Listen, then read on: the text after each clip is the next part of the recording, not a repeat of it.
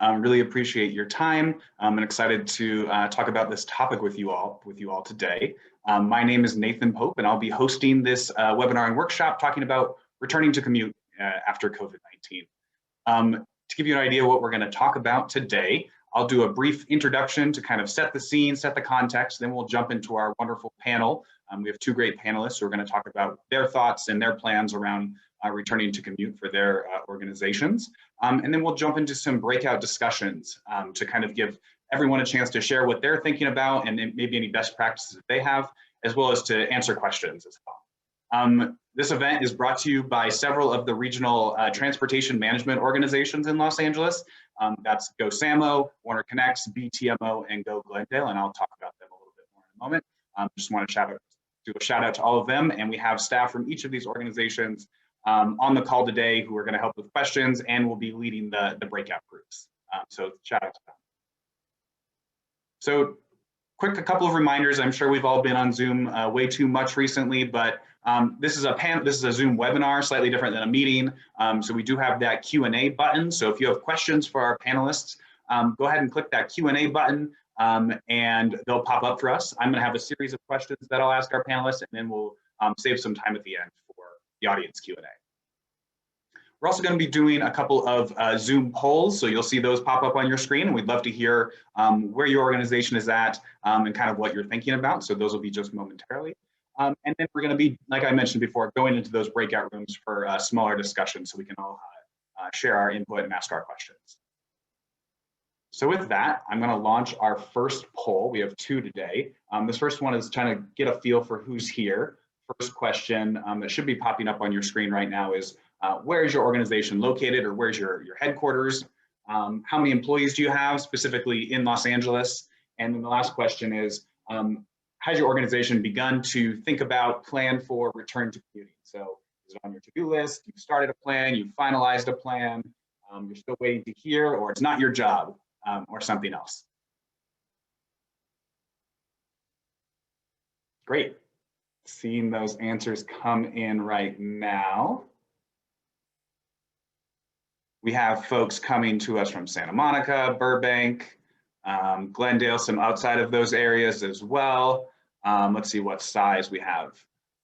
We have a fair amount of smaller employers on here, and a fair amount of those 1,000 to 5,000 employers, and then a couple of big folks and a couple of folks in the middle. Great. And then, has your organization begun planning for a return to commute? 53%, half of folks have started a plan but haven't finished it. That's great. That's kind of where we're at right now as well. And then the second one, with 25% of people roughly are still waiting to hear from some upper management folks what that timeline looks like. Great, thanks everyone for your input. I'm going to end that poll. We're going to have another one here in just a minute. But just to kind of set the stage, we're kind of looking on the horizon and we see that post-COVID return coming. It's kind of difficult to tell how far away it is, but we know it's there, and we know we're on track to meet it as more and more people get vaccinated. But already we've seen that traffic has returned. I'm sure if you're in the Los Angeles area and you have been out and about, you've seen that traffic happen. We've already reached pre-pandemic levels of traffic. And at the same time, like we just saw in that poll, every organization is at a different stage of returning. Some organizations have been working nonstop since the pandemic started. Thank you to all our essential workers. And some folks have switched to 100% telework and have have the office in the rearview mirror. They're sticking with it. So we have everywhere in between as well. So I just want to acknowledge that every organization has different amounts of resources and is in a different position. So we want to highlight all of those differences and talk about them today. The other thing I want to clarify is kind of return to office and return to commute. Today, we're really talking about return to commute. We're not talking about return to office. We're not talking about things like air recycling or separating desks or anything like that. We're really focused on getting your employees to the work site. How do we go about doing that in a safe way? So that's what we're going to talk about today.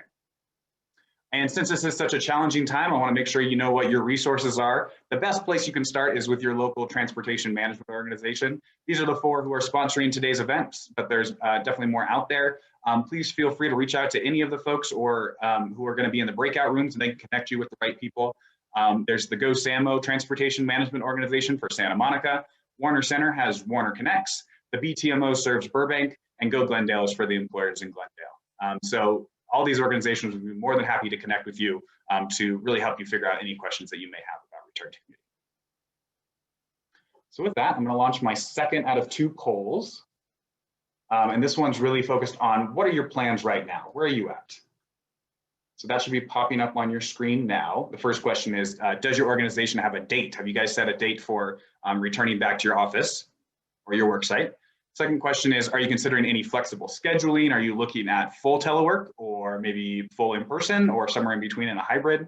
And then what are your top concerns about return to commute planning? I think on this one, you can select more than one answer, but what are the things that are coming to mind when you're thinking about this return to work?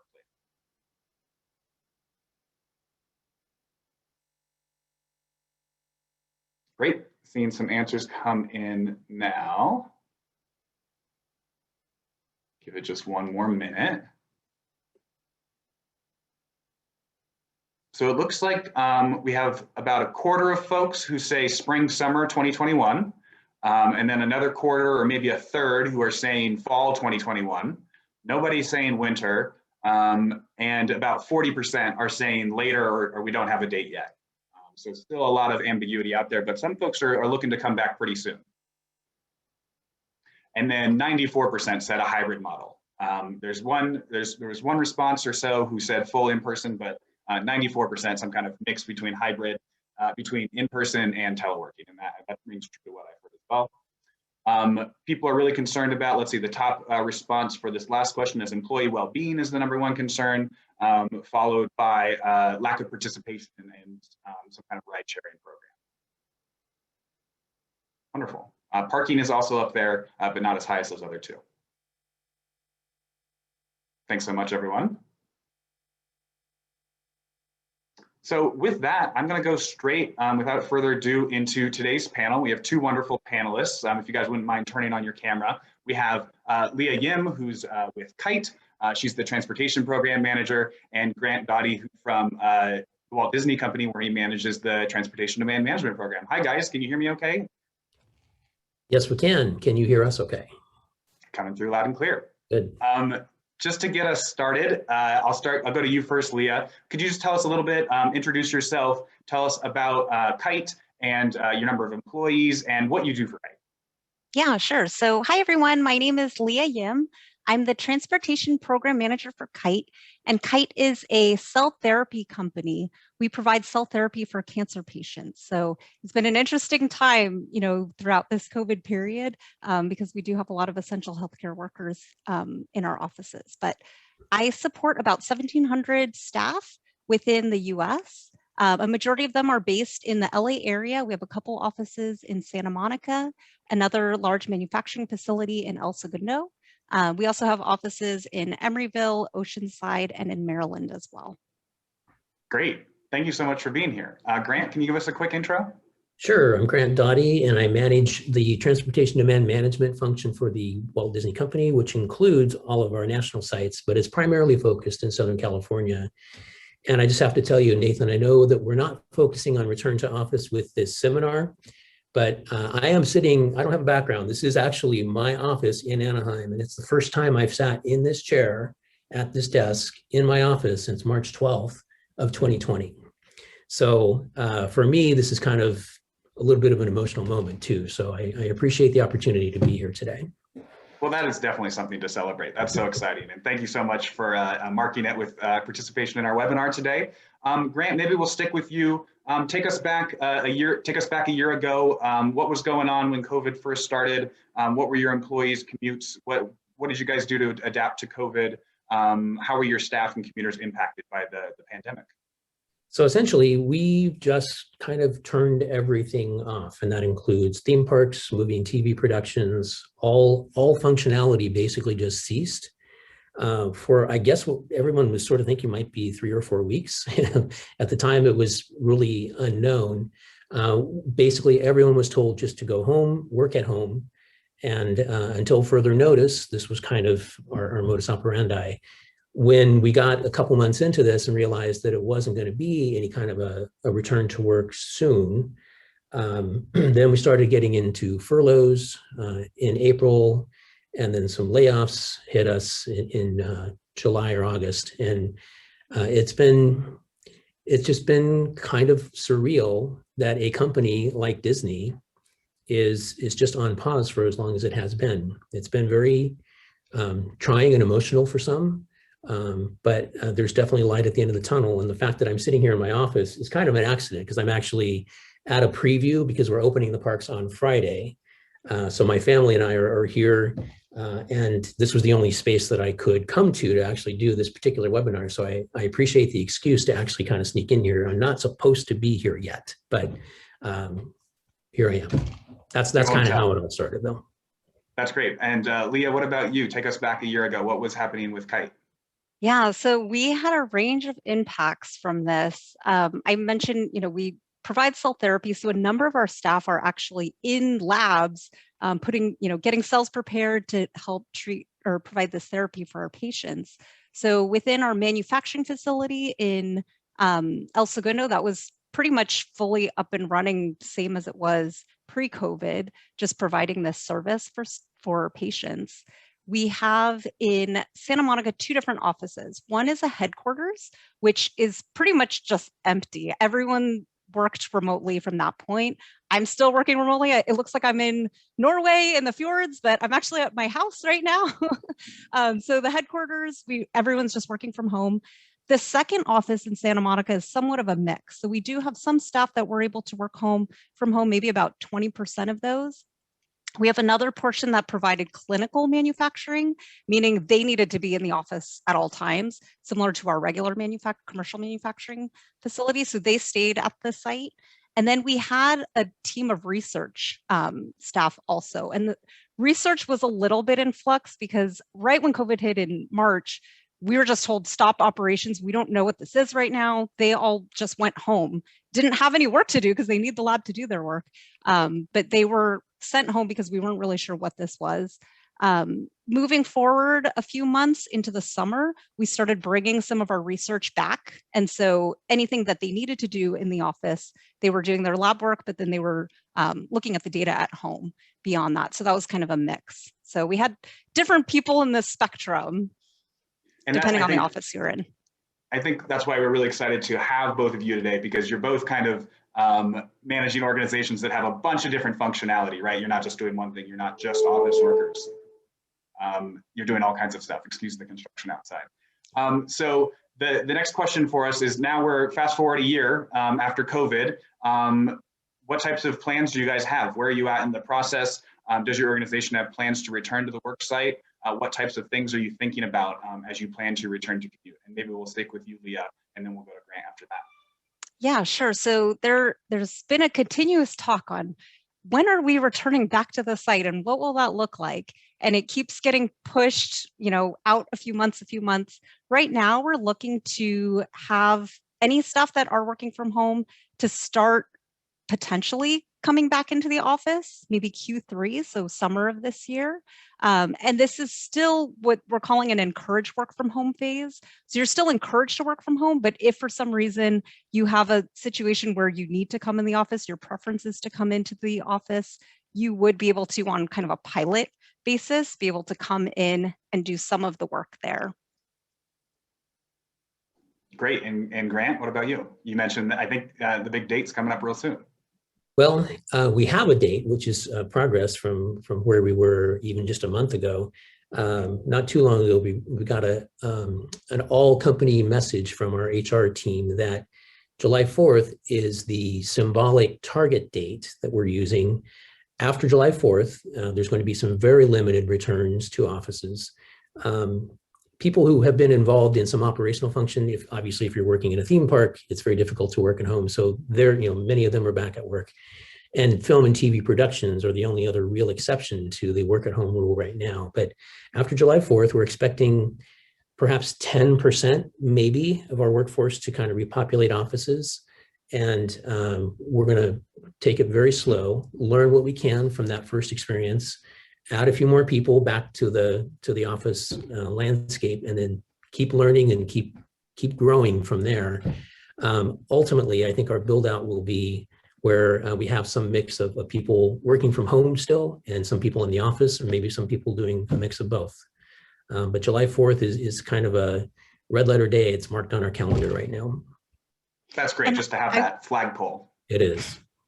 I would just echo what Grant was saying of, it's going to be a continuous understanding of, very slowly metering people back in, seeing what the response is, seeing how things are working, make adjustments as you need to. No plans are fixed for us right now. It's a best guess when people start coming in, but you constantly need to monitor and figure out what you need, what your needs are for your staff, and make adjustments for that for the next probably year or so until we finally figure out how this is all going to look in a steady state.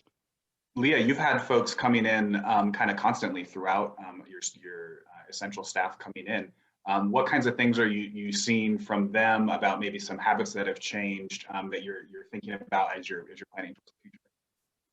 Well, in terms of commuting, it's been ever changing too. Right when COVID hit, staff that were needing to come into site, there was a lot of reluctance to get on transit.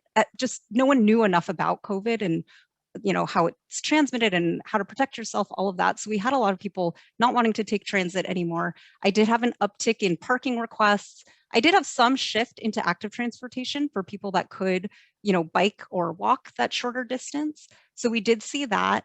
I'm actually now starting to see some people transition back to transit, which is interesting and positive for us as TDM professionals to see people interested in going back to that. So I would also say, our manufacturing facility, we have a number of van pools going on there. And during COVID right now, LA counties set some guidelines on carpooling and ride sharing of the number of occupants you should have in a vehicle, how you should really be operating those. So there is a restriction on how those are operating. And I get questions regularly on when can we go back to our regular, having this many people in our vehicle. They're actually excited to get back to that. So, I'm waiting for guidance to come down on loosening that up a little bit, but we also want to be cognizant and keep people as safe as possible. So those are kind of the little bits and pieces that I'm hearing. That's great. And just the optimism of just hearing that is such good news. And I think, as none of us are scientists on here, but it seems the more we learn about the coronavirus, it seems like it's not quite as much of a surface-based virus as we may have once thought. And so things like public transportation and other shared modes are probably safer than we once thought. Grant, you have folks kind of spread out in all kinds of different locations in Southern California. How are you planning on dealing with that kind of geography spread? And then you also have folks in different types of jobs. Are there different requirements or different plans for different job types? You already mentioned the theme park workers. Yeah, so kind of like Leah, we're hearing that people are willing to come back on transit. The problem that I'm seeing right now is that many transit agencies are limited in their seating. I have a particular challenge right now at Disneyland with some cast members who are out in the Inland Empire, and Riverside has a great service. Route 200 comes direct to Disneyland from Riverside and San Bernardino. The problem is they can only put 10 people on each bus right now, and they've literally been passing cast members waiting to come to work at the bus stops by if they already are at capacity. And we've had some ongoing conversations with them. My big efforts these days are reaching out to some of those agencies and just trying to figure out what their capacity is when we do reopen. Opening a theme park with tens of thousands of cast members is going to be a much bigger impact than most of our Burbank and Glendale offices, but there will still be some impact up there. So we're getting in touch with the people at Metrolink and talking with them about what they're anticipating in terms of additional service coming online, at what point they're going to make those decisions. We are not publicizing anything right now, but we want to, and we will only when we're pretty confident that there are going to be spaces available. We have a van pool program that's been completely shut down, and we returned to 81 vans that we had on the road back when COVID started. And we're working with Enterprise on a preconceived plan. We want to be ready when our cast members and employees are ready to get back into vans. So really all the work right now is just kind of working with all these different agencies and organizations and seeing what's out there, seeing what's available, and then seeing if we can kind of fill their seats, fill up space as it becomes available. We don't want to just rush out there and start promoting everything if capacity is still impacted. So we're just taking a cautious approach on all of that. But also being ready for when that time, when you Exactly. do get the green light, you're ready to go. That's great. Have the T's crossed and I's dotted for sure. Wonderful. Leah, you have a lot of different employees doing all kinds of different things. How are your plans different for different types of employees? How is that breaking down? For plans for future, for when we start kind of metering back in. So we do have several different programs, and I'm anticipating a lot of them staying intact the way they were before. As I mentioned, van pools, a majority, we had about 29 of them pre-COVID. 25 of them are still in operation in our El Segundo office. That was the manufacturing facility. So we are, most of them are in operation. A few of them were in Santa Monica. Those are put on hold currently right now. But I would say, as far as transit, our program is set to stay the same. Active transportation, same thing. We're lucky in that we're within walking distance of both the E line and the C line. So the Expo line and the Green line, which seems to have a lot of capacity right now for the staff that are coming in.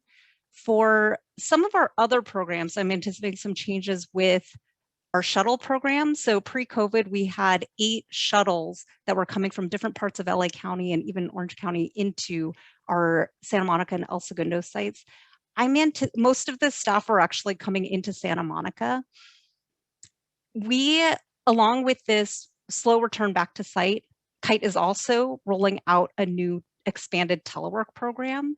So before people are coming in 5 days a week, now they could maybe come in 2 days a week or even less than that. So some may even be completely reassigned to a remote position.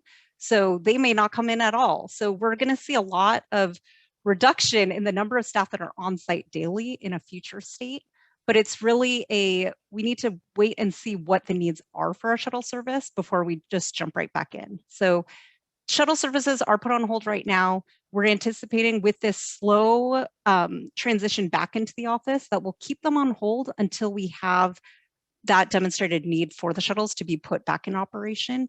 And even when they go back in, I'm not anticipating all 8 of those being in operation again. I don't think we'll have the need for that. But then something else that I'm looking at is our van pool program, sort of serving as a bridge for that too, for our shuttle services, in that, there would be some ride sharing opportunities available through that if you're coordinating with, 5 or more staff coming into the office with that. If we have a significant number of those van pools, that could send a signal of this may be a good time to start to reinitiate a shuttle service from that area. So that could be an indicator toward that. There are also some thoughts on van pool too. We participate in the LA Metro program, which provides a subsidy if you meet certain criteria. So you need to have, an average 4-person average daily ridership when you're using the service. And I believe it was an operation of at least 12 days per month. And now with this expanded telework program, it's going to be interesting to see, how people form their van pools and are able to meet those criteria still in order to be qualified for the van pool program. So that's something that's on my radar of needing to provide a lot of support and helping connect people with that. We do have the Ride Amigos transportation platform, which does connect people with others that are interested in carpooling or van pooling. So that is a tool that we use to help get people together. One other piece that's on my radar is parking. And for parking, it's not as much a capacity issue. Because we're going to have this expanded telework system, I'm not anticipating, having too few parking spaces for the staff that will be coming in. It's more of we do pay for parking per registration, and state law says, you provide parking cash out for individuals that are not opting in for that registration. With expanded telework, there becomes this gray area of, people that are coming in the office every day. Yes, you qualify. Even coming in 2 days a week, that's a significant number of commute trips into the office that would qualify for that. Staff that are reclassified as remote, they wouldn't be in that, eligibility anymore. But what about staff that are coming in once a month or twice a month? Where does that lie. We have to set policies on, how to define who's eligible, who isn't. So that's something on my mind of how do we figure this out? How do we monitor and implement that? We have this new large classification of hybrid staff who are coming in sometimes and coming in not, and how does that interact with all of our rideshare programs and our larger programs overall? Right. Wonderful. My last question for both of you is you've kind of changed your plans. You're getting ready to implement those plans. How are you communicating those plans to your employees? Once the time is right, what tools are you using? Is it just an email? Are you changing any of the messaging around it? What are you using to communicate to your employees right now? And Leah, we'll stick with you, and then we'll go to Grant. Yeah, and then, sure. If anyone has any questions, please feel free to type them in the Q&A, and we'll go to those next. So for communications, I had mentioned that our return to site is also being wrapped up in with an expanded telework program. So there is a lot of communication planning going into that, and this will be combined with that. So lots of changes coming back to the office. Transportation is just one component of that. So there will be, all hands meetings discussing this, email information, an online portal where people can kind of peruse at their own leisure to find information themselves, as well as workshops that we will have, training sessions. What I would really like is to have commute workshops. I have been very successful pre-COVID. We have new hires starting every single week at Kite. And so I actually physically was present at each one of those weekly. And it was a great opportunity just to welcome new staff in. It's their first day. They don't probably have their commute figured out yet. I would actually get to work with them one-on-one, help them figure out what their choices are, what their options, talk to them about what they're concerned about, what they are looking for in a commute. And that provided a really great just connection for them, I think, to establish a commute strategy for themselves. I've continued to present at new hire orientations in this virtual setting. It's not quite the same. People aren't thinking about their commute right now because they are just working from home for the most part. And so it has become a little more challenging, I think, to connect with people. What I would like to do is, as people are coming back into the office, they're starting to think about their commute again. And that's where I can kind of get a hold of them again and say, hey, what are you concerned about? What are you looking for? How can I help you? And provide that assistance at that point. It's kind of like a new hire where people haven't been commuting for a while. They've broken their habits and they're thinking about them for the first time. This is a great time to get in there with some targeted messaging to let them know what their options are before they just default to what they were used to. So exactly. That's great. Grant, what about you? How are you communicating with your employees about these changes? What messaging, are you changing any of your messaging, anything like that? So the messaging it'll evolve over time because right now, so many elements of our program are paused. So as we restart carpool incentives, for example, carpools are paused right now because our company health officials asked us to not promote something that CDC was putting information out there that could potentially be harmful if you're getting into a car with someone who's not from your household and spending more than 15 minutes, less than 6 feet apart and all that. So until CDC kind of loosens up again and is saying that it's okay. I know today they just announced that it's sort of okay to be outside without a mask on if you've been vaccinated. So they're constantly evolving all the time. But as that messaging changes, we will put emails out there for everybody. And we're also fortunate to be in campus situations in Burbank, Glendale, and Anaheim. So we will get out there with a series of tables when it's the right time to do so and engage with employees directly as they're arriving at work, doing some kind of, prize table and just information for anybody who wants it, just to kind of re-engage with everybody, because email's just not going to cut it by itself these days. You have to really kind of get out there, and it'll be great to see familiar faces and chat with people and really spend some time helping them with their commute. It's a work-life balance issue. And one of the main reasons that I was attracted to this profession is that you really are engaging people to make their lives better. And an email just doesn't grab attention the way that table events do. So we'll get out there as much as we can at the entry points at our campuses and spend a lot of time over, a few weeks probably chatting with them that way. What I heard from both of you is kind of email's great, but also having that personal, almost one-on-one conversation to make sure to really lock it in, because for each of us, transportation is such a personal, commuting is such a personal thing that anything you can do to make it more individualized will have a big impact. Great, that was my last question. We'll now move to audience questions. I see one here in the chat. Have you guys thought about ergonomics for home workplaces, for your work at homes? Are you thinking about any expenses related to that? Any employer overlap there? Not strictly commuting, but since we have so many folks teleworking.